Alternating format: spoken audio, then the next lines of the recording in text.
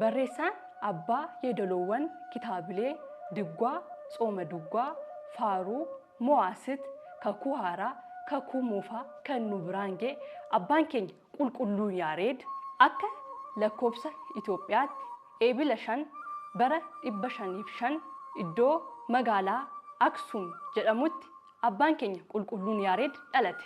Abbaan isaa Abdiyuu jedhama.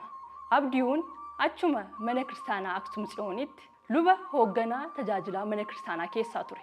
Yaareed abbaa isaa wajjin kan ture waggaa 7 duwwaadha. Sana booda abbaan isaa jalaa du'e.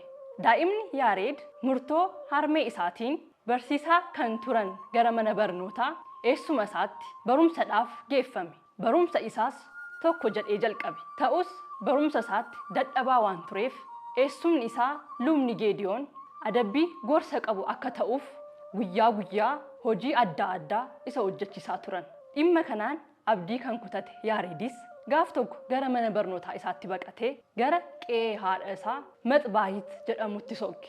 Seenaan isaas tokko jedhee kan jalqabe yoona kana ture. Imala isaa irrattis huutuu muka tokko jala taa'ee kadhachuuf utuu yaadaa jiru hiriyoota isaa gad akka ta'e yaaduu jalqabe. Kana gidduutti raammoon tokko ija mukaa tokko soorachuuf oliif gadi bu'aa yaalii taasisaa turte.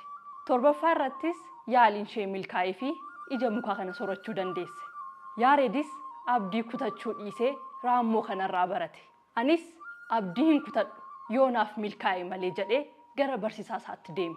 Waaqayyo jiraataanis akka ilma Addaam galata ergamootaatiin isaan galateeffatan. Galata samiirraa akka isaan barsiisuuf qulqulluu Yaareediin fo'an. Yeedaloowwan kan ergamoonni ittiin isa galateeffatan dhagee akkuma jedhe akkasumatti kitaabolee barachaa ergamoota samiirraa yeedaloo barate. Achittis samiirratti kan dhagee magaalaa Aksum bakka Qaalmawrajaa jedhamutti waltajjii galataarraa dhaabbate.